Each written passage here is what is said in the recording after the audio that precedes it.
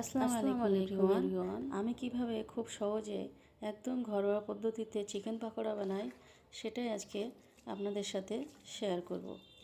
তো আমি মাংসটা মশলা দিয়ে ম্যারিনেট করে নিয়েছি। নেওয়ার পরে এর মধ্যে অল্প বেসন অ্যাড করে দিয়েছি। দেওয়ার পরে বেসনটা আমি মাখিয়ে নিয়েছি ভালোভাবে মাংসের সাথে। এই পর্যায়ে আমি কোনো জল ইউজ করিনি, জাস্ট মাংসটা মাখিয়ে নিয়েছি। এবার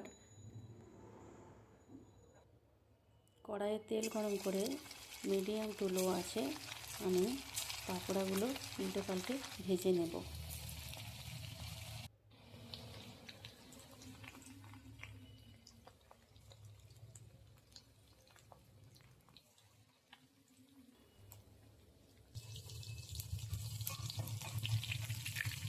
দেখুন লাল লাল হয়ে আসছে।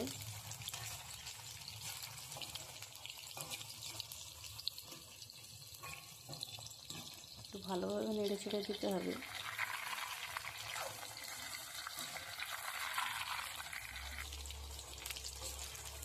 পাকোড়াটা আমার প্রায় রেডি। এবার আমি তুলে নেব অন্য একটা পাত্রে। দেখুন কি সুন্দর দেখতে হয়েছে, একদম লাল লাল চিকেন পাকোড়া, খেতে বেশ মজার।